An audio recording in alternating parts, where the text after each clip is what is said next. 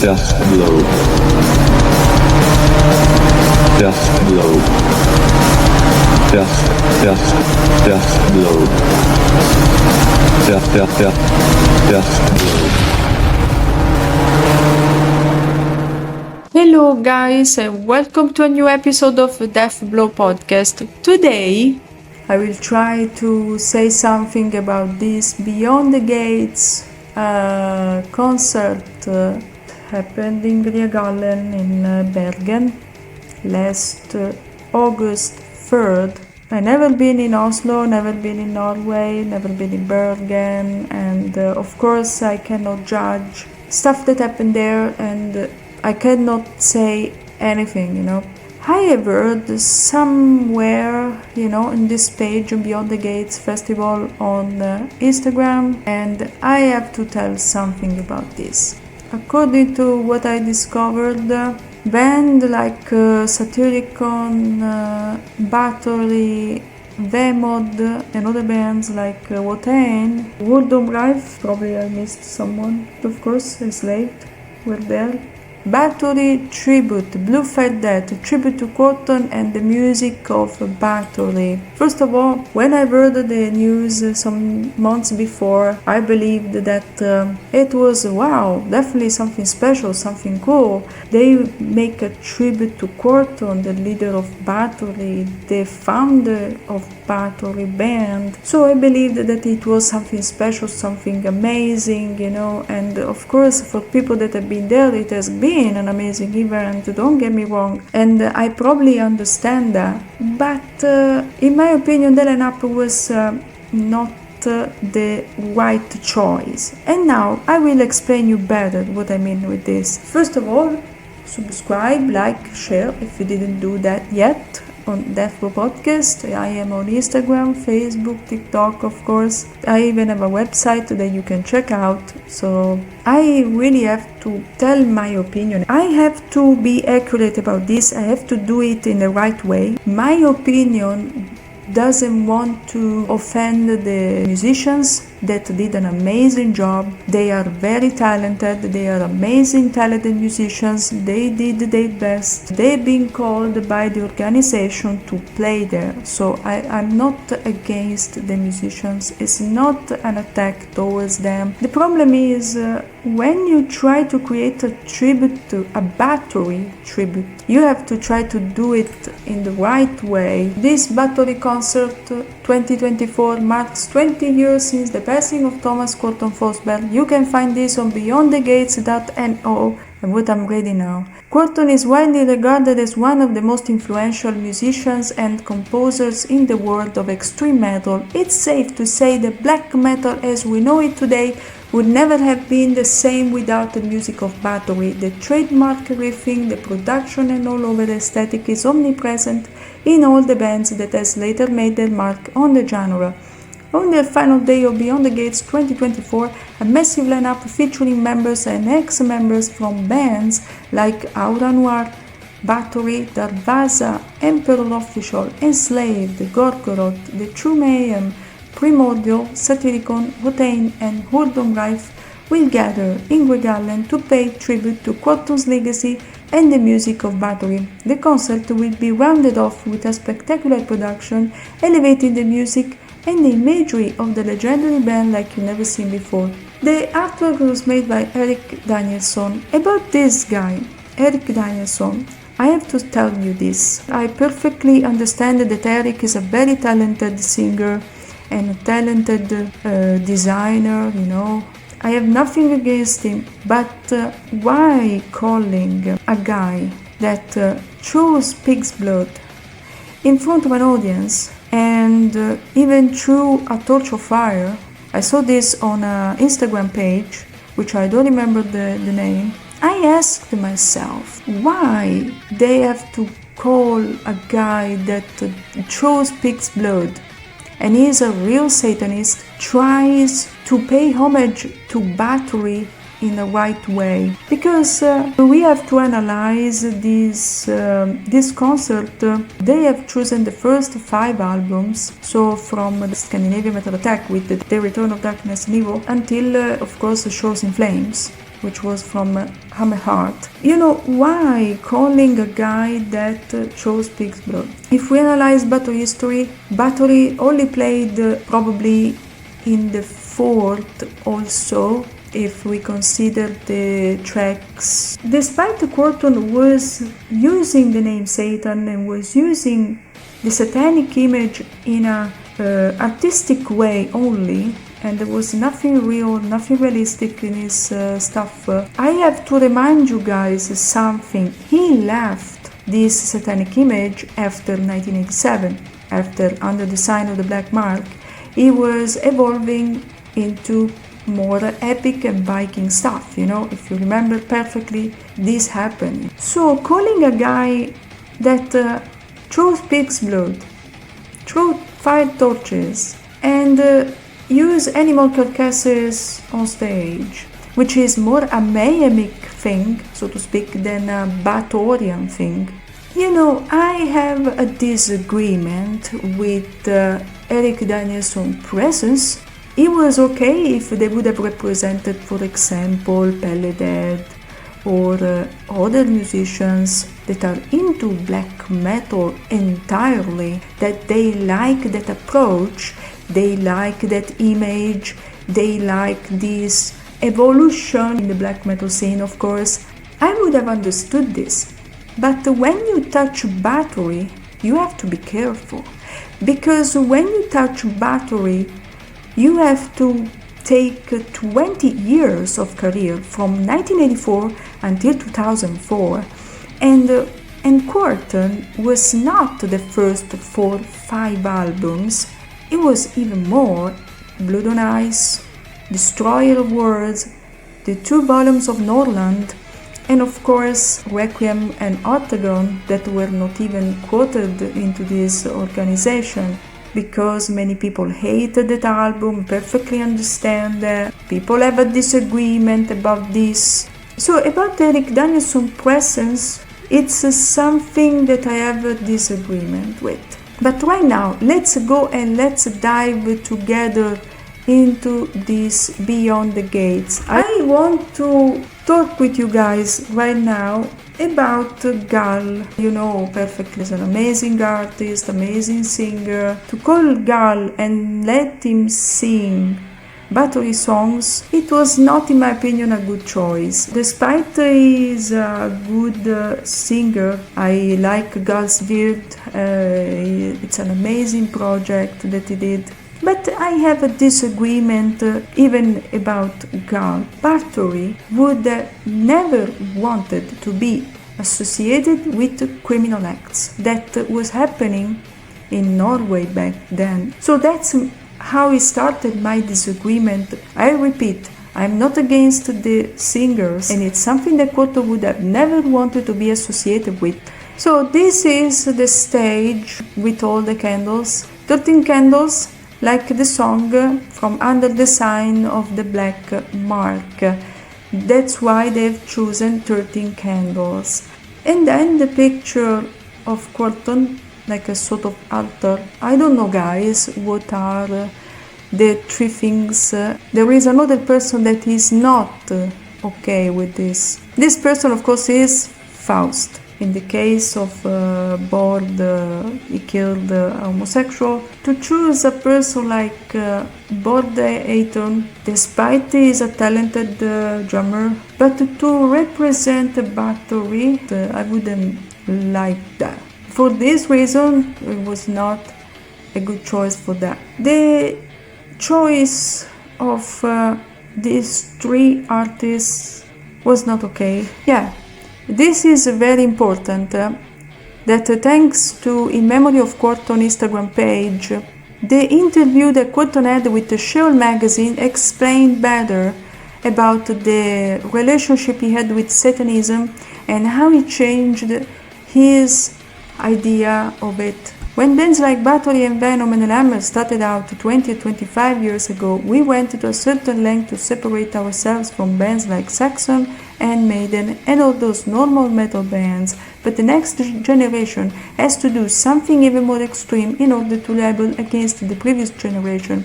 And in 10 years from now, you will have Black metal musicians killing themselves on stage in order to get public attention. Now let's go forward. The point is not what you do in order to get attention, how much makeup you have or how much blood there is in the pictures. I mean, there are pictures of myself when I was a teenager with spikes and blood and everything. I didn't dress like that because I wanted to hate everybody or F the word or burn down churches. I just thought it was a cool thing to do back then. We were shit kids. We didn't know anything. If Satan had jumped up and said, hello, I'm Satan, we wouldn't even have known him apart from a drunk down the street. We were like three Beavis and Buttheads. And here I am, 20 years later, with people coming to me asking questions like, how do I worship Satan the best way? And I go, you are actually providing to the wrong person. You have been writing Beavis and Butthead in terms of satanic knowledge. I know nothing. Don't come to me. Go to your own inner Geist. You cannot worship Satan or be a better Satanist or more satanic than anybody else because Satan doesn't exist, God doesn't exist. If you burn down a house, it's just a house. It doesn't matter if it's factory or civilian house or a church. And about crimes here, it doesn't matter if it's a factory, civilian house or a church, it's a building, it's a crime. If you can't write a good song, you burn down a church. If you can't come up with an interesting album, then you kill homosexual. And of course Quorthon didn't want to be associated with these people. About the album Blue Fire Death, the golden walls of heaven, of course, first initial of every phrase has to form the word Satan. But it was just a sort of joke, you know. When we were to do Blue Fire Death, there was a lot of talk about Satan here and Satan there. So we decided to do an album where Satan wasn't mentioned at all, not even a single time, but he'll still be present. If you take the first letter of each line of the Golden Walls of Heaven and read from the top to bottom, it says Satan. If you do the same thing of Dies Irae, it says Christ, the bastard son of heaven. Many things like that have been destroyed when they've chosen to display the lines in a better way. The whole meaning behind it is lost. Quorthon was distant from all of this stuff. And I hope that it's clear to you guys to understand that he was a simple guy, that he just wanted to experiment into the music with different stuff. It had to exist. He started from there, but he had to evolve in different arguments, in different topics.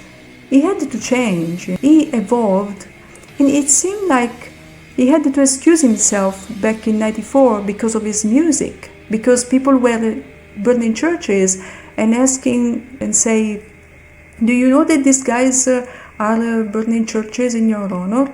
And he was quite shocked. He didn't want that at all. Yeah, for example, if you look here, I remember we did a song on Hammerheart, which is around 2 minutes long with acoustic guitar and very sensitive, tranquil vocals, and it's called the Song to Halapai. Like I said, Tom Araya couldn't do that without the people shitting their pants, but if you are in the position where you can do something like that and people accept it, it means that you have managed to develop yourself and the fans in about the same pace. You can always try a new sound, but it's not all times that you succeed. If you can do it and still make it, it means you have helped out in stretching the boundaries a bit without selling out, so to speak, without becoming ridiculous or untrustworthy. Then there is always the aspect that I know that I always been a great example to my fans. I never pissed on them thinking, fucking brats, buy this album or I'll get a couple of hundred SKR. It doesn't matter if a person can't write good English or if he lives somewhere where he doesn't even have a CD recorded. It shouldn't matter. I don't have to be sound as a bell or really free to sit down and answer some letters. It takes like a quarter of an hour to read the letter and then answer it, and it means so much to the guy who wrote it. Not many do this, and I'm fucking proud that I managed to do it all these years. Being the so-called rock star I would have wanted to write to. It's in the heart. Without a heart, it won't work. This is so important. Chuck Keller words, if you guys don't know who he is, he was an old friend of Quorthon. Chuck always wrote to Quorthon. They were good friends. so they wrote letters or emails. When I would talk to him about the mystery about Bathory, he was actually frustrated by all that. Now, at the same time, we know he was also a jokester, and if there was a media type that was clearly taking the piss, he was going to fire it right back in the face. So he would deliberately say things to fuck with a journalist, and we can look back now and kinda tell when he was fucking with people. He just wanted to see who was gullible enough to believe whatever he was saying, whether it was a fake album title or whatever. It was mainly because he didn't like the interviewer, and he even told me, if I'm doing an audio interview with someone, I'll record it myself because I don't want to be misquoted. I'm so tired of all the bullshit. Quorthon is this and Quorthon is that and blah blah. He was so sick of all that, but at the same time, he couldn't help his jokester self of wanting to mess with people. It was a source of frustration that he could never really get control of just because of the way things were. See the point? It is not okay when you know that your favorite singer suffered by all these accusations that the media was making back then. And when you are accused by Satanism by different journalists and different media, you are a bit tired, you know. Bathory should never, ever be associated with criminal acts. And I will repeat this. Bathory was a genuine evolution of music. He was very, very tired of these fake news that the journalists were saying about him all around. You perfectly remember that Quorthon back in 1984, you know, he used even these bones, this skull in the photo shoots he had. This picture, for example, was him in 1987 in New York City. He wanted to be dark in a way, but it was a face because when journalists and photographers asked him around 1994 to have a photo shoot in a room with all the spiders and the cobwebs, like a Halloween room, he definitely and clearly said, hell no, I don't do this. Of course, all these things affected him deeply. After 1988, guys, not many of you probably know, he stopped having photo shoots with fire, for example. He was not doing that anymore. 1988 was the last year he blew fire.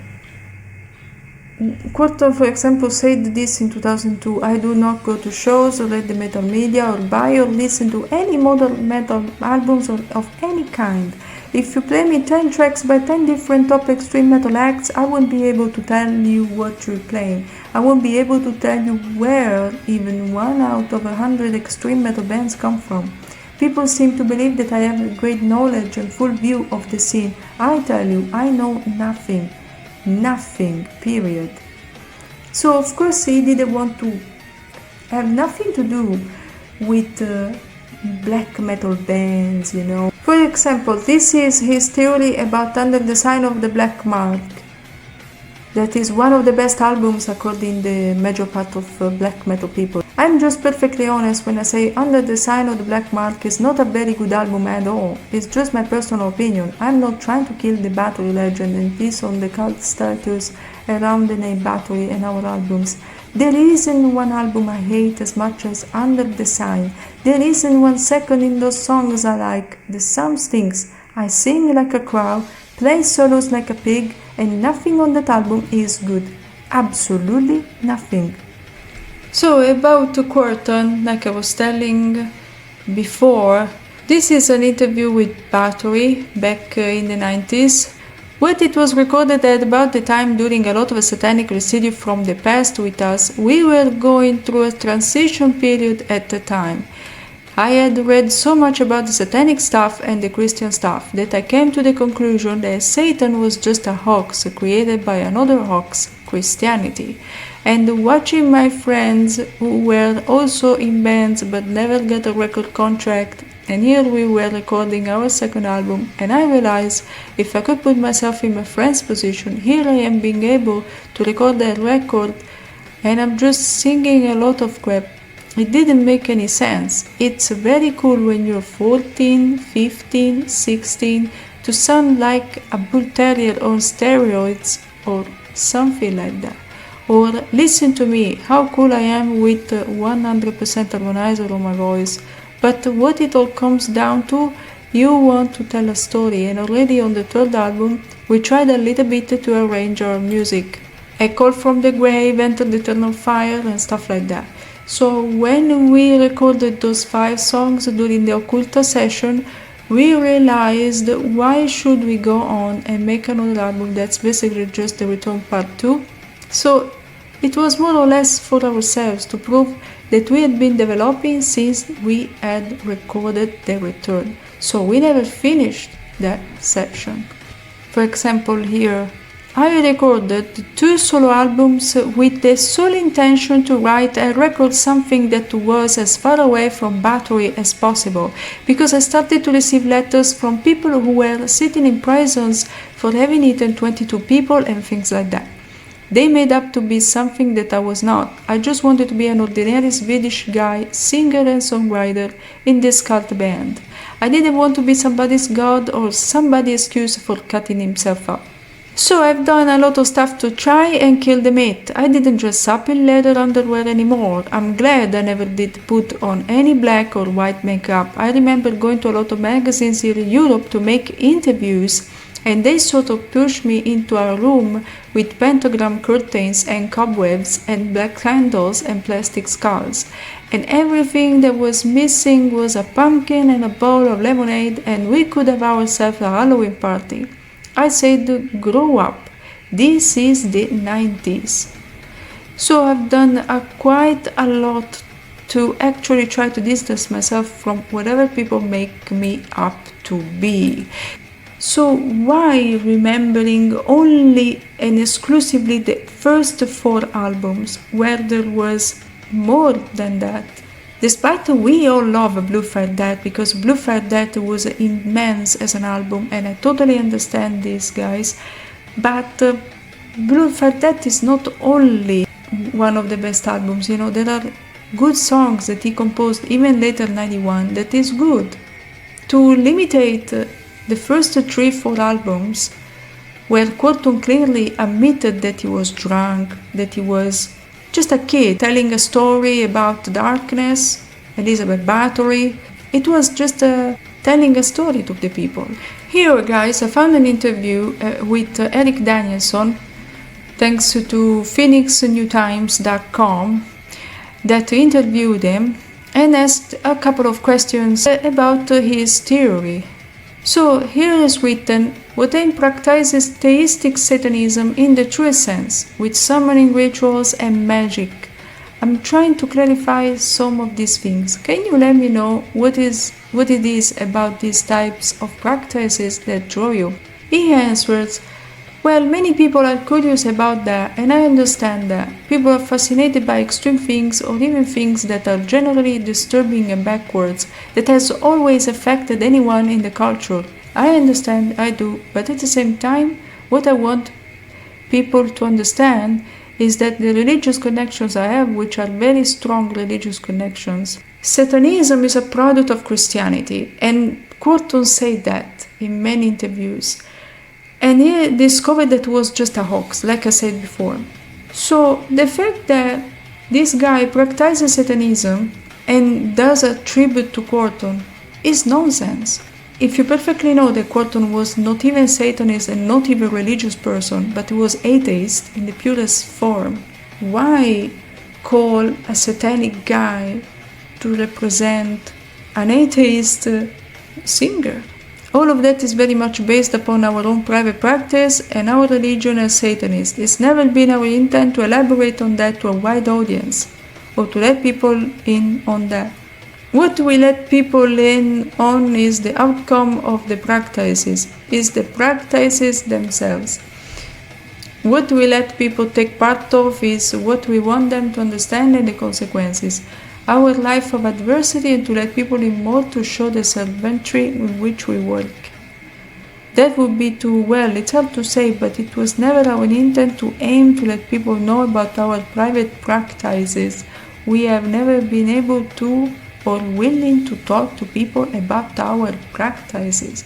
So why associating Bathory with Quorthon, which are two different things, and why calling a talented artist, and I totally understand that he was very talented, always been very talented, but in my opinion, Bathory and this guy are two different things. The Bathory is something genuine, which showed honesty to the fans.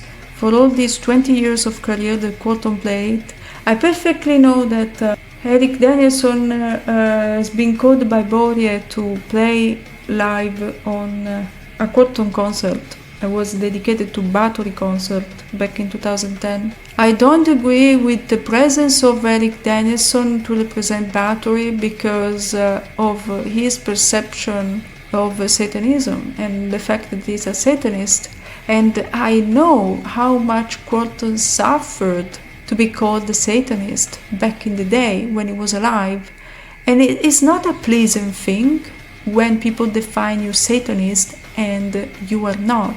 Bathory has nothing to do with crimes. It's something that comes from the heart of a man that treated the fans with honesty.